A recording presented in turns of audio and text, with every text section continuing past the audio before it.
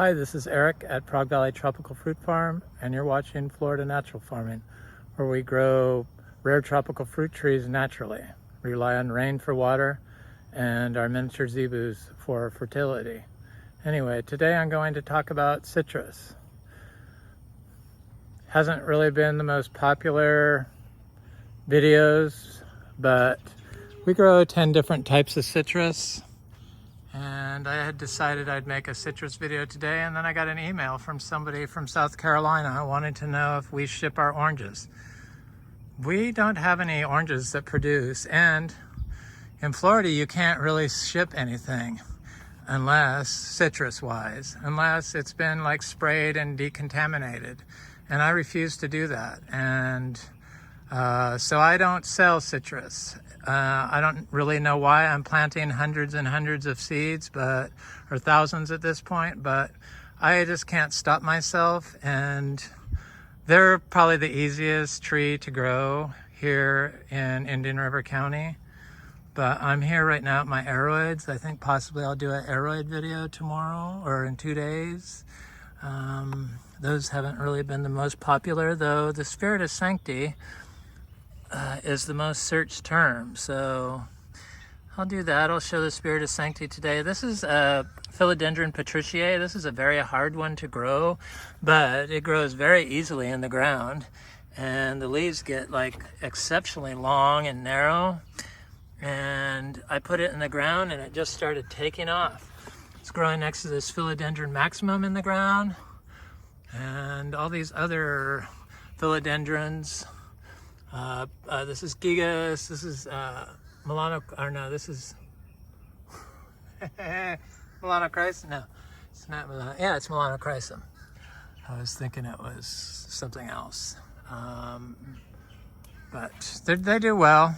They like being in the ground, I found, and so that's what I do. Even the anthuriums do better in the ground. This is Vietche. Of course, that's not in the ground yet, but it's going in the ground. I just have kind of been slowed down a bit since I got my COVID booster. I got the COVID booster because my partner had to travel to Japan. And in order for them to travel to Japan, they had to get the COVID shots. So rather than be on a separate journey than them, I wanted to be on the same path as them. So that's why I got it. That's the only reason why I got it. My durian looks great. It looks so much better since I removed the soil that they provide at the nurseries. I got that from Lara Farms. It was quite expensive, but I've had good luck with Lara Farm trees. After I remove the soil and rinse the roots in rainwater and then plant them, they seem to do better than most trees from other nurseries or other growers that use anyway, I'm not going to get into it, but I'm going to go look at the citrus. But first I'm going to look at my spiritus sancti.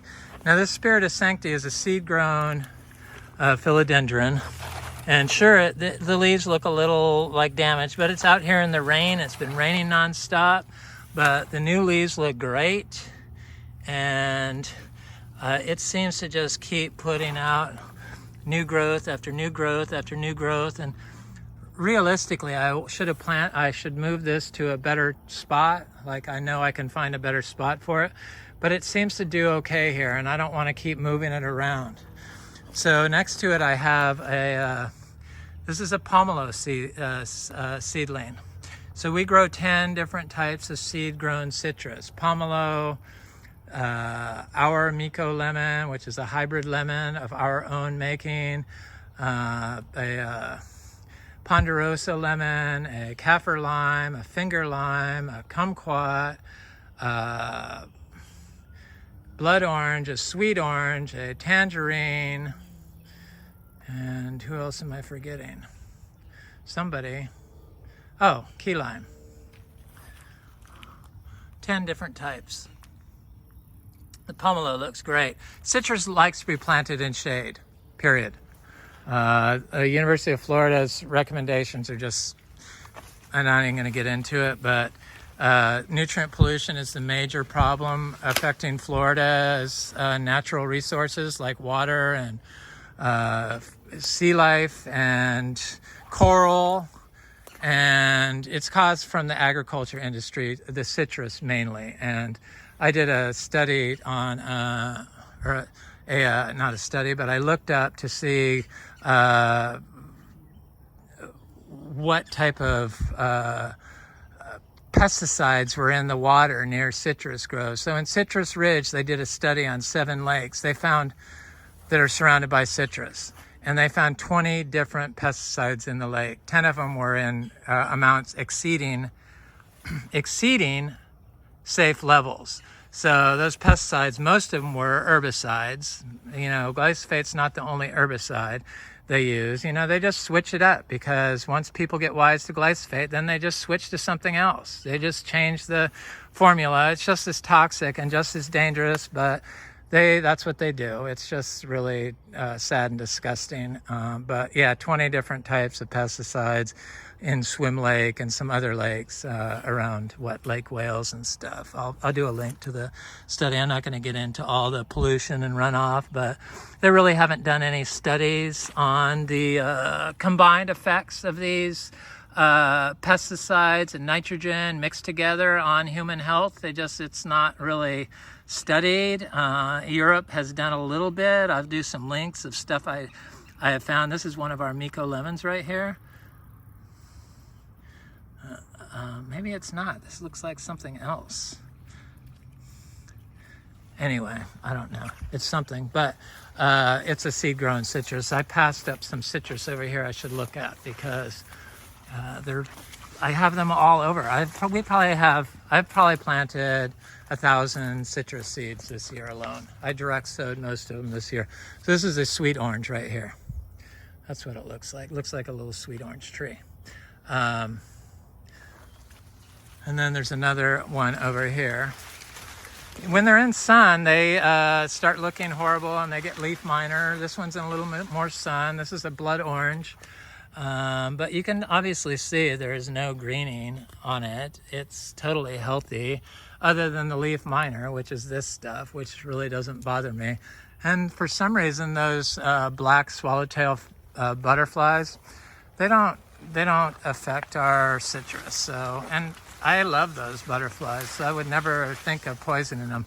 So the whole nutrient thing, applying nutrients and saying that the weeds and the stuff compete with the tree for nutrients, but yet there's so much runoff that obviously you need some weeds and stuff to catch all the excess nutrients that you're applying that are going into the waterways and affecting people's health, because consuming nitrogen has been shown to cause chronic illness. And we can all agree that chronic illness has taken over the American health system. And it's from our food, from the chemicals we eat and consume. That's what it's from, and the plastics, of course. I believe mostly because of the plastics, but or a lot of it, because the plastics are the PFASs. So I have another direct sown citrus that I found over here, and I'm going to try to see where that is. I just have citrus everywhere. Here's that. This looks like the sweet orange. And then here's some direct sown citrus right around here.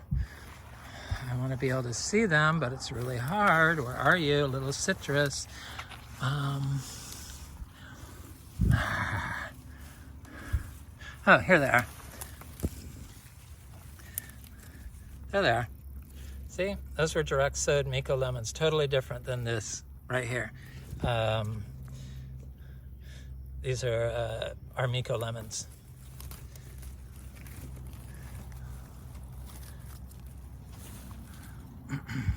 Maybe it's the same tree. It's not the same tree. That's 2 different trees.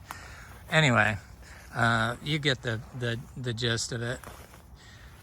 I got a gift of a strawberry tree from my friends Bill and Scott in Vero Beach, and I put it out here, and it's doing very well.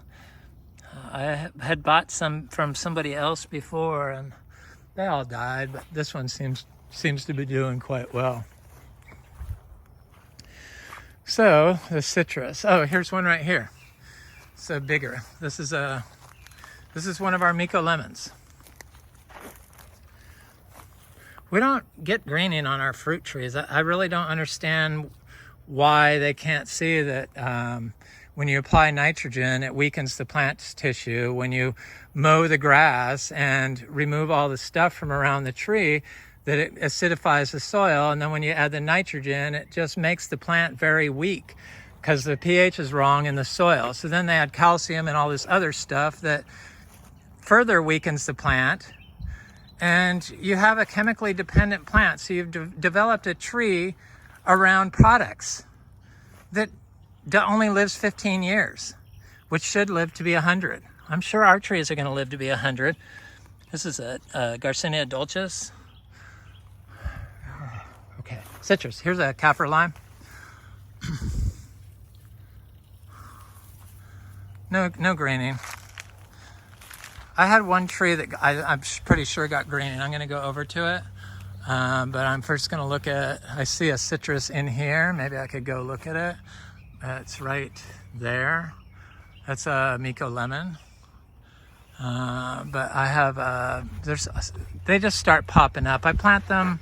I've been direct sowing the seeds lately. This year I started doing that. But I plant them when they're like 2 inches tall. All these trees were tiny. The pomelos were gifts from my friend Frank, who likes to keep things in pots way too long. But his trees are healthy. And this one's in full sun, so it's going to look a little nastier than the trees that are in shade. It has more leaf minor and stuff, but the pomelo seems to do good. It's just, citrus is so easy here and never been watered. So the whole thing with the citrus, oh my God, with the reclaimed water, the reclaimed water is full of forever chemicals. So they've polluted thousands of acres of farmland and golf courses and residential neighborhoods with forever chemicals by using reclaimed water on citrus. And then when you apply the nitrogen fertilizers, well, that's a PFAS packed poison, the salt-based fertilizers,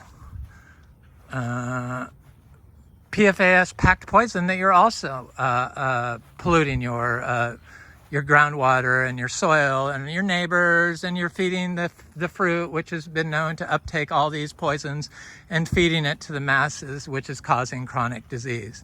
So in here I have a bunch of different citrus. I did some cuttings of citrus, this and some other things, and this is one of those. This was, I believe this is the blood orange. It's doing very well. As you can see, the seeds do not, or the weeds do not bother it. Those get a little bit too big, so I try to keep them broken. But the weeds do not compete with plants. The plants adjacent to your trees are full of water, which buffer environmental stress from lack of water. So no rainfall. It will hold water in the soil and have carbon, living carbon in the sand, which keeps the pH at optimal range, always. So when you remove all the plants from around your tree, then you're removing all the water from around your tree. And when you're using chemical fertilizers, you have to water. That's why they tell you have to water, why they say all these trees that are known to be drought tolerant trees like jackfruit and citrus and all kinds of other trees, all the trees are drought tolerant if you have a living orchard floor. So this is like the citrus I'm kind of most excited about, besides maybe fingerline and pomelo. But this is one that, this is one of those little cuties, you know, the organic. I buy organic fruit, but I stopped doing that when I discovered that you know, there's just nothing is safe anymore. So I try to just eat our own fruit, or people that I know that grow fruit that trade, but nobody has the amount of fruit that we have. So this is one of those cuties. And I planted this little tiny thing. So it's a cutie that I found a seed in. And this one I marked because I wanted to know where it was and kind of like be able to show it in video. So this is a little seed-grown cutie, dry farmed. I don't water any trees in when I plant. We don't have to. And I plant during full-on drought. I just do everything different than everyone else, and it works. It works. We, you know, for some reason we think that we know what we're doing better than nature does. And all you have to do is look at the Florida citrus industry and see that we're kind of the, I don't know, if you want to laugh at a horror story, that's like a laughing stock agro growers horror story, the Florida citrus industry. We do know that their fruit is completely toxic, so consuming it probably if you consume a lot of it will give you chronic illness if you do it over a long period of time, and it affects children and older people worse. I'm highly sensitive to chemicals in my food, so I know that it has affected me by grinding my teeth, or I can just tell when something is not right, making me constipated. Look at this Philodendron Jose Buona top cutting. It's just a stunning little plant, and the rabbits or the squirrels watch me put it over here and come look at it all the time. Look at the older leaves on it. It's gonna attach to this tree. I believe that the plants that connect to the trees do take nutrients from some of the trees. Yes, I believe that. But as far as the grass and the weeds in the ground, in the soil, competing with the trees, I don't believe that. But I have noticed that when I put orchids and other epiphytes on like Brugmansia, which is a soft woody plant, that it quickly goes downhill once those other things get good, healthy looking. So it does something to the soft woody stuff, but trees, they seem to be able to withstand it.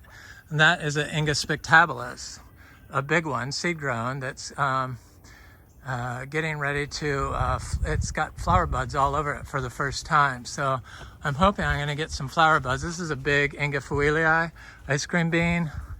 I have some other citrus over here. Maybe I should try to look for them before I move on. Here's one right here. We've been getting lots of rain. See it? They just pop up out of the grass.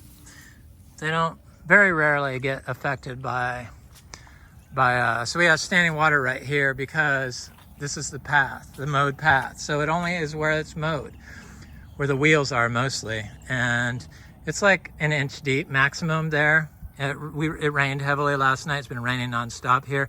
But adjacent to it, there's no standing water.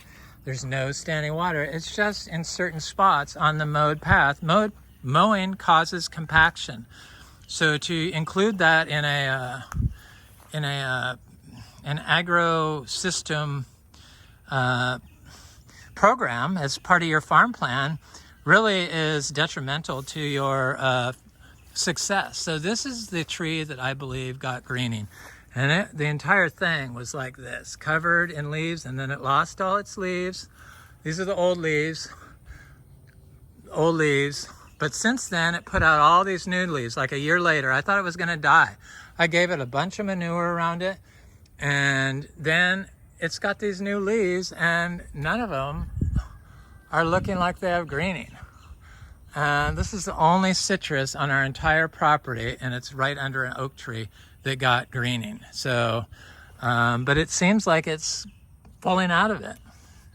We do not ship citrus. I don't sell citrus to the public. I eat it myself. So I really don't know why I'm planting all these trees, but I am, and I can't help myself. It's a torch ginger. It's looking good. You know, we don't water any of that stuff either. I'm glad about that blood orange. So I did a cutting of that. That's what that one of those other plants was a cutting of the blood orange that got greening, and the cutting never got greening. I'm not really sure what that was from. So I have planted various citrus through here, but you know, they're little. I direct sowed the seeds. Some of them come up, some of them don't. That's the beauty of planting seeds. They're very cheap. For us, they're free. And if they're not, then I bought the fruit and planted the seeds. Like my little cutie, tangerine. So there's a bunch of citrus through here, and citrus was doing well in here, so I planted wampy through here.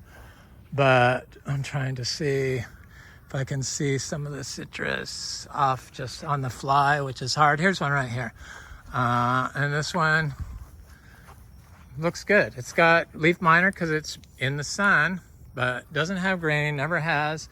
I believe this is a kumquat or a sweet orange, but the leaves are very small on it. I'm trying to think that it's a kumquat.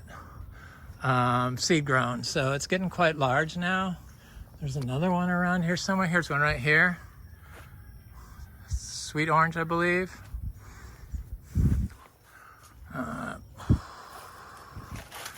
Growing amongst everything. I mix everything up and I don't mark it. The only one I marked of the citrus, I knew where the pomelos were.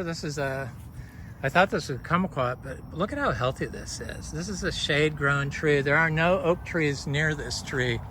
Pine trees, guanacaste trees, heliconia, rose apples, brugmansia, achachiro, and ginger, and weeds, but no oak trees. So I don't think the oak trees alone is going to protect the citrus industry from greening. I think that's all like bull, to be honest with you. But, you know, no water. None of our citrus has ever been connected to water because they're all seed-grown trees. And I never connected any of our seed-grown trees to water. And we do not water anything when we plant it, even during drought. Okay, so I have some over here too, some citrus. This is a little, hello little bunny. I love the little swamp rabbits. Hi honey, how are you? I'm not gonna hurt you. Oh, you're so cute. Hi little bunny. Oh, you're so sweet, my little friends. Go away. Come on, I'll back up. There, all right. Yeah, they definitely will eat your favorite plant, but I mean, how could anybody want to kill them? Unless maybe if you're starving. So this is I'm not sure what this was. I thought it was a finger lime or a key lime from my friend Frank, but I'm not sure. Frank's given me some good citrus seeds. He's started growing them from seed about the same time I did. I've been doing it for 5 years. I do it every year. I grow citrus seeds. Most of my citrus were all Micco Lemons, but we're getting to the point now that they're getting of size where they're gonna all start blooming. And I don't know what I'm gonna do about the citrus then, but they all will produce fruit. The citrus produces lots of fruit. It doesn't really seem like there's an issue producing fruit, even with minimal inputs that produces fruit. Meaning not giving it any daily manure. So somebody wanted to know what our compost was. Our compost is I clean out the barn. I lock our cows in the barn in a corral at night. They're tiny little cows to protect them from coyotes and stray dogs. I just don't want anything to happen to them. I probably wouldn't have to do it because we have donkeys that protect them, but they don't like being out in the rain anyway. So I've been doing it since they were little babies. So I lock them in at night, and then I get coastal hay and I put all over the floor, and they eat some of it. Most of it they just poop and pee on. And this is part of the poop. It's mostly grass hay. And then there's a little bit of manure in there. And then it turns into basically humus, the manure. It's like a really amazing input. So it's just manure and hay. And I used to use pine shavings, but I didn't like how the pine shavings, I didn't know the source of them. So, you know, it just came from all kinds of different areas. And then after like several months, if it rains a lot, it happens very quick, but it becomes this super soil. And it's obviously full of fungal fungi of all types of different types. And then when I start seeds, because when we were biodynamic, aren't anymore. We are not biodynamic certified, nor are we organic certified. It just was too much stress for me, and then it was just too much dogma, and then the organic is just so far up the chemical industry's rear end and beholden to lobbyists in Washington that I just felt like I wasn't part of organic anymore, because I was just so different than what they would allow. And I didn't believe in the water-soluble fertilizers. So here's like the fungi and stuff that is in it. Water-soluble fertilizers, and I didn't believe in the plastic mulch, and there's a lot of stuff I don't believe in. Definitely don't believe in any of the copper sprays. They're a source of cognitive decline in children, and the mango people are like notorious for spraying copper and sulfur all over their trees, which I've shown in my videos on mangoes that our mango trees can be covered in powdery mildew and still hold tons of fruit. Doesn't affect fruit set, holds tons of fruit, and it gets clean fruits. I'd rather see spots on my fruit than totally clean fruit, because when I see totally clean mango, I know they've been spraying copper, and I don't want to consume it, and you shouldn't either. So you can go look at my February monthly farm update. I think it was February 20th, 2023. Go look at the March monthly farm update. Go look at the April monthly farm update. Go look at the May monthly farm date, and you will see the fruit I harvest on the tree that had the powdery mildew. And we didn't do anything. So all this stuff they tell you have to do just simply isn't true when you have a biological system that can manage pest and disease, cold and heat, flood and drought problems better than anything that we can do, man-made thing. So that's what it does. So I have a citrus in here that is a little Micco Lemon, and it's right here. Look at that, no greening. I mean, what is your issue? Why do you have so many diseased plants? It's because of your nitrogen-based PFAS-filled fertilizers, and then your bug sprays. It weakens the plant's defense. So that one disease after another is affecting your tree, and you can't go to your chemist and say, please give me something to take care of this pest, because they're not going to understand the whole thing. Or if they do understand, they just want to sell you a product that will kill the pest that you say is a problem, which causes another problem that you have to go say, please come take care of this pest. So then they give you another thing to do that. And before you know it, you wind up with a toxic soup, which is in our lakes and waterways. So it's just, here's another Micco Lemon. Here's a key lime. Looks really good. I mean, surely I can't be showing you citrus after citrus after citrus of all these different varieties without any greening and say that we have an issue here. The issue is the chemist and the agrochemical industrial complex and the pharmaceutical complex and American medical system. That is the problem. They have created chronic disease, and they know it. And that's why rich people are not dying as much as people that don't have the money, because they're able to buy the organic foods. That's a citron. That was another fruit that I didn't mention. So maybe we have 11 different species of citrus. There's some other ones. I have some little tiny ones up here, I think I can show you. I know where they're at. It's just so sad that we've turned over our brains to a chemical industry, and nobody's ever questioned it. And here's one right here. This is how little I plant them.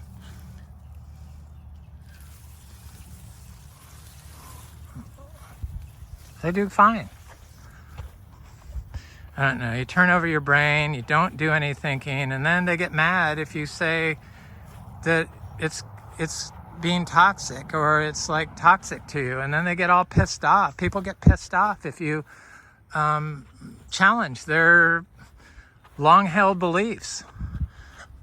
Well, I think it comes that, an inability to evolve comes from consuming and breathing in all the pesticides that are obviously in our water. And if they're in the water, they're in the air and they're in your soil.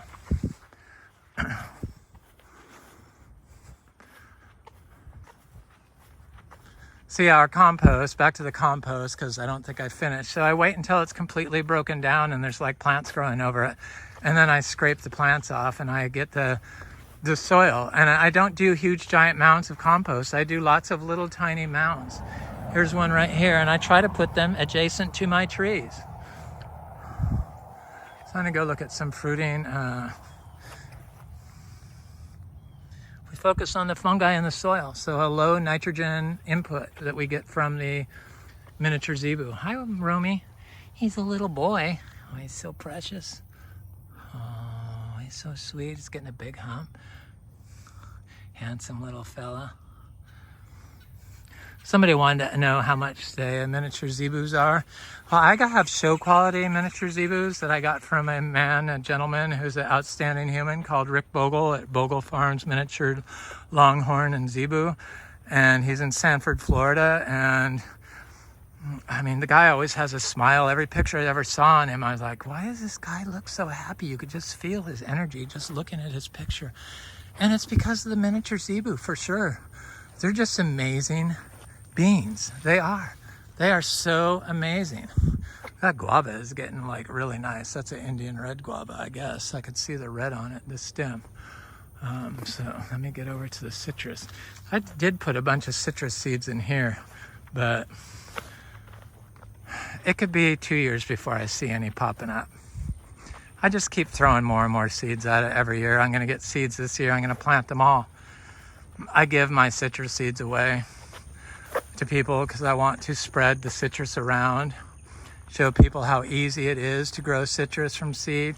So we're behind on all of our other citrus because I basically just use my own citrus from our own fruit tree, from our other property where I practiced dry farming for 13 years. And so that's why I know it's possible, and I know that you have to apply manures in order to get fruit production, because I don't get fruit production except on citrus. Citrus produces lots of fruit without any inputs, I found. So here's our Micco lemons, and they're starting to change color. They're a very nice lemon. This is from birds sharpening their bills when the fruit is very small, green. The fruit they never got only has like one mark on it from them. This is one they got heavily. But you know, the blackbirds can be a problem. So these trees in full sun don't seem to get greening, but they will get chlorotic leaves at the end of summer like this. And then they drop them. And then after all the fruit's gone, then they send out all this new nice growth. And we don't have any ugly trees until the following summer. But that's why I know I can sell, the citrus is probably from nothing smells better than a citrus grove, except when you drive through the citrus in Florida and you just feel like it's a toxic cesspool. I mean, anybody that's driven through Central Florida and driven through the citrus groves knows what I'm talking about. It's not a place of my youth where I remember citrus in Southern California. It's a place of basically no life and pollution. I mean, you can just feel it. Here's another Micco lemon. The production wasn't huge this year. These are seed grown. This is their 5th year. They started producing at 3 years. And because of the drought we had last winter and the drought we had last summer, and I've never given them any inputs near them, the fruit set was kind of minimal this past year. But they produce so well for 2 years in a row that it's like, I mean, hundreds of fruit at 4 years old. So it's from seed, you know, and a dry farm, never watered. So they're amazing. The Micco lemons are amazing. And we have some more that I had lots of fruit, but the birds really attacked them. And then I have other various sizes, you know, because I plant seeds every year. So we have trees of varying sizes. These were my first trees. I wanted to see if they could do it. And then various trees afterwards. And when I first started, I would only plant a couple trees. I wasn't planting hundreds and hundreds of citrus every year like I'm doing now. This is one that the leaves are kind of weird and different on. All of the citrus seems to be identical to the parent so far. I don't know about all the other variety species, but our Micco Lemon pretty much comes true from seed. Here's a Micco Lemon I planted direct sown.